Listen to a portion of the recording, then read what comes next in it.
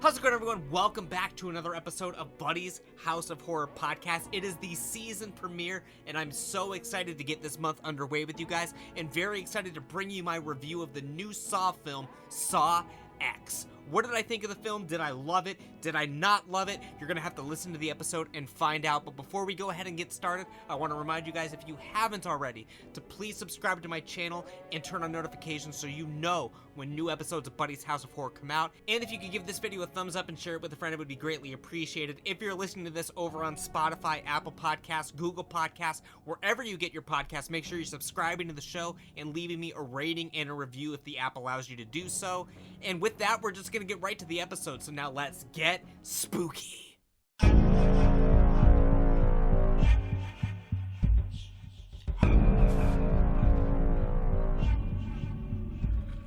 How is it going, everyone? Happy October to all of the boys and ghouls out there, and welcome to the return of Buddy's House of Horror and Buddy's House of Horror podcast.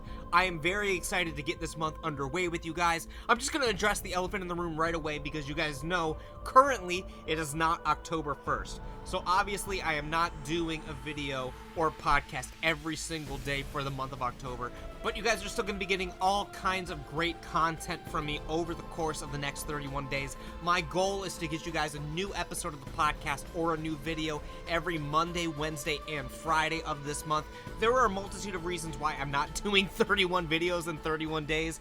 Not only because it takes such a heavy toll and I just don't simply have the time to do it this year, but this year I'm prioritizing myself and having more fun during the month of October. I have tons of October plans. I've had tons of plans all summer long as well, so it's been giving me less time to do these episodes. And some of those things I'm going to be covering on the show. I'm going to be doing podcasts and episodes about the things I am doing to enjoy the spooky season this year, rather than just doing the episodes and sitting alone in my room crafting and editing and doing all these things. I want to be out in October. I want to go to a bunch of events. I want to dress up. I want to do all kinds of great things. So this year, I'm going to just try to have the best October possible. So it will mean scaling back the content that I am producing for you guys.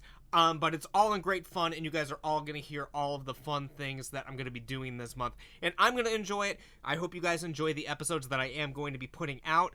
And without all of the random babbling, we're going to get right to the meat and potatoes of this episode. And, of course, this is my first episode of the month. So I just wanted to say thank you guys for sticking with me for another year.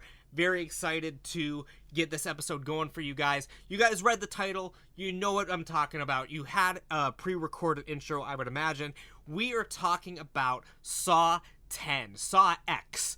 The first film in a long time to actually have a Roman numeral in the title. I think some people are calling it Saw 10, some people are calling it Saw X. I'm going to call it Saw X. It just sounds cooler to me. I'm going to call it Saw X rather than, you know, Saw 10. It's kind of like WrestleMania 17. Like, a lot of people call it WrestleMania X7. That's the way I call it. It just sounds cooler. It looks cooler. That's the way we are going to be doing it here. I'm a little bit wired right now, if you guys can't tell. I just had a pumpkin white chocolate coffee from 5 Points coffee shop here in Cleveland. Great local spot. It's an Irish coffee shop. Love going there. Got a few compliments on my shirt while I was there. I'm wearing my my Lost Boys tie-dye shirt from Studio House Designs. So overall, just having a great day. I just saw X last night, and I'm here to talk about it. I don't have a script. I don't have notes. I don't have bullet points. I don't have anything. I'm just going to be speaking from the heart and from the soul about Saw X. This is only the second Saw film that I've seen in theaters. Now that I think about it, we can talk about my history with Saw another time, but it was very fun seeing this on the big screen. And what did I think about the film? We're not going to compare it to every film in the franchise. What did I think about this film as a film? This is going to be a spoiler-free review. Mostly spoiler-free. I am going to be talking about this film as if you have some sort of knowledge of the Saw franchise. So it's not going to be completely spoiler-free. And I am going to be talking about stuff that we know from the trailers and stuff like that. So it's not gonna be, I'm not gonna give away the ending, not gonna give away exactly point for point what happens. There's gonna be some things that I'll talk about in this. But for the most part, it's going to be spoiler free. And again, if you know anything about the Saw franchise, we're just going to get this off right off the bat. If you know anything about the Saw franchise, and you know the little bit of the background of this film, when the film takes place, this film is taking place between, I believe, parts 2 and 3. So about 20 years ago, basically. And of course, everyone knows that Jigsaw is not still alive. So we know that we see his death in another film, basically. So obviously, he's gonna be fine making it through this film, I guess. So it takes away a lot of the stakes, I guess, about wondering if he's gonna live, if he's gonna die. Like, if it wasn't a prequel, quote-unquote thing, it takes away a lot of the stakes just knowing that it takes place in between other films in the franchise. So you kind of know who's gonna make it out okay, I guess, if that makes sense. So really, there's no point in which I'm on the edge of my seat because, oh my god, Jigsaw's gonna die, or like whatever the case is. Like, we know it's not the case. So the film does need to come up with new ways to kind of keep you interested in the plot, keep you invested, and the film does do a good job of that. One thing that I really liked about the film, I guess we need to start kind of from the top. I'm just sort of rambling. We need to have some sort of structure for this. So let's refer to Letterboxd and get our synopsis of the film. Saw X. Witness the return of Jigsaw. Between the events of Saw and Saw 2. Okay, so it takes place between the first two. A sick and desperate John Kramer travels to Mexico for a risky experimental medical procedure in hopes of a miracle cure for his cancer, only to discover the entire operation is a scam to defraud the most vulnerable. Armed with a newfound purpose, the infamous serial killer returns to his work, turning the tables on the con artists in his signature, visceral way through devious, deranged, and ingenious traps. As I was saying previously to this, one of my favorite things about this film is that it isn't a police story. There's no police procedurals, there's no, I guess there's no detectives running around trying to figure out who's doing these killings, where's the thing at. The focus of this story is where we kind of want it to be. The focus and the main star of the film is John Kramer, is Tobin Bell. And I think that is the biggest strength of this film. Some of the later sequels, people can argue, are not as good as the others. A lot of people don't like the films after Jigsaw passes away. I'm not even going to include Spiral in that. That's a whole different thing. But this is the first film, like, in the whole franchise, where Jigsaw is the main character. Jigsaw is the one we're following throughout the film, John Kramer. He is the draw of this film. He is the focus of this film. He's the protagonist of this film. We are rooting for Jigsaw in this film, like, intentionally. It's not like in other films are like, oh, people just want to see Michael Myers kill a bunch of people. You want to see Jason rip people's heads off and stuff like that. No, like, this film is truly different in painting the villain, quote-unquote, of the franchise in a different light to make him sort of the protagonist within this story, if it makes sense. Like I said at the beginning, it's not really groundbreaking in terms of story. There aren't real stakes. We know that he's going to make it out. So what can it do? It can provide new insights into his character. This film is great for his character development, for his morals, for what he stands for. It's just great seeing him within this role. I guess some people might say it takes away from the mystique of the character, stuff like that. I really enjoyed that aspect of it. One thing about it I do not like, and I wish that they could have done, like, so much better, is being able to tie it into the rest of the films of the franchise better. Like every film, like when you're watching the Saw franchise, there's always some sort of twist that makes you think of one of the previous films like in a different way. You know, it'll show a flashback where it shows just a little bit more than it did in the original film, or even within the same film, it'll show a flashback that shows a different side of what you thought you knew. This film doesn't have that at all. It doesn't really add much to the lore or the general overall story. All it does is sort of add to character development, I guess. Like, it doesn't really...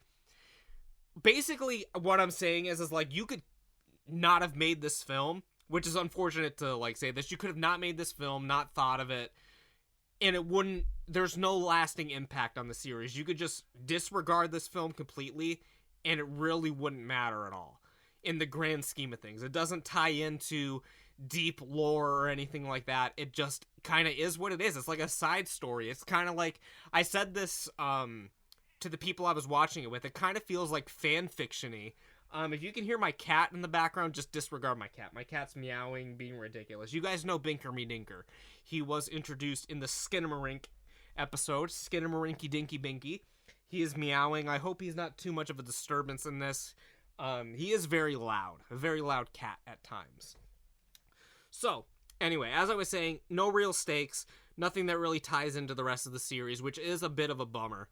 And although I do like that it's not a police procedural, it does take a lot of time really getting into what people want to see. I mean, not necessarily me, but like, we're not getting our first real Saw experience until at least like halfway through the film, it feels like. Yeah, there's like little glimpses of Saw traps like here and there at the beginning, but the whole thing is build up to him getting to the main part. There's a lot of build up with his character. It says like in the description that he's going to get experimental surgery in Mexico. So it's a lot of him traveling down to Mexico. It's him getting this fake surgery, finding out that it was fake. And of course, before this, it's him in America in cancer support groups, talking to people. So it's a lot of like character development, a lot of build up, but it doesn't become the Saw film that most people, like the general audience, like hardcore Saw fans probably really love all this character development like I did. But the general movie going, I want to see a Saw movie public, they're really going to be into it for the second half of the film. The film is very long. I think it's close to like 2 hours, which is a lot longer than a lot of the Saw films to my knowledge. But you definitely feel that runtime. Like, it feels like a long film.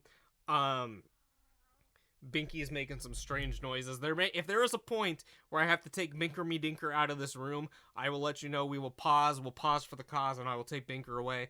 Because at least twice during this now, I don't know if you heard, but I had to actually take him off of the table I'm recording on and set him on the floor. Shawnee Smith is back as Amanda, and she does a great job in the film as well. A lot of people don't like the Amanda character. I hope he's on the computer. Binker Me Dinker is on the computer. He's right on the microphone. He is currently sniffing the computer, so he's gonna have to go. So we're taking a pause for the cause, and you're gonna hear a word from our sponsor, and we're gonna get right back to it. He's stepping on the screen. Time to go. Binker, go away. Are you tired of plain old breakfast? Cereal is not sugary enough? Are you tired of burnt pancakes and waffles? Then you need Slapjacks! The slap against your face and cause a chemical reaction to heat up! No cooking required, just slap and eat. Don't believe us? Here's a satisfied customer! Slapjacks are the best breakfast food ever made. Slapjacks, slap those smiles back. You heard it here, kids. Slapjack saves lives. Order at www.slapjacks.com. All right, well, this season is off to a great start, as you guys can tell. But you know what? It's real. This is real life. I'm not going to fabricate stories. If my cat is actively walking onto the keyboard and biting my screen, that's just something that's going to happen during the show. But now, the back door is open. He loves sitting in front of the screen door. So hopefully that distracts him enough to leave us alone to conclude the rest of this episode.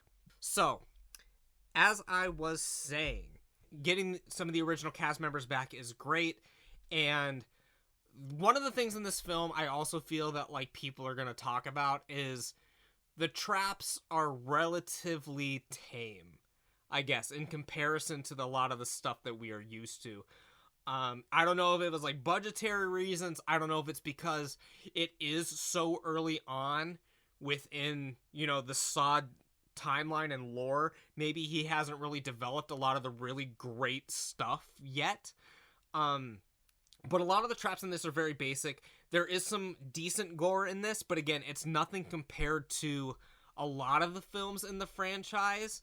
I'm not saying it's light on the gore or anything, but, like, when you think of Saw films, you think of, like, gory stuff that's genuinely, like, hard to watch, at least at the time. Of course, now I realize the fact that I am very desensitized after watching, like, Terrifier 2 and stuff like that. Like, it's obviously not anywhere near that level, but I would have liked to see a little bit more gore, would have liked to see a little bit more creative kills. Again, there is some decent stuff in there, and I don't know, I think you can write that off and attribute that to this hasn't been that far along in the timeline yet.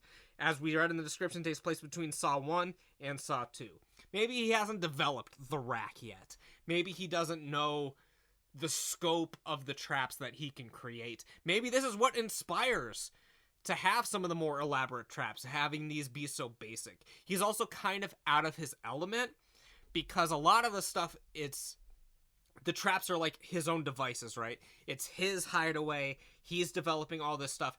He's in Mexico. He's in a different country. He's pulling together the resources that he can do under a limited amount of time in order to pull this stuff off. So I guess I get why the traps aren't as elaborate as the things that he has, you know, later on in the franchise when he has more time to develop them and stuff like that.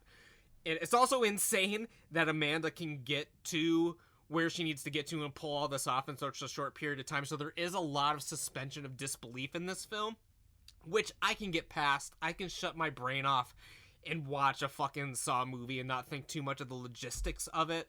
But it was just something that was worth pointing out.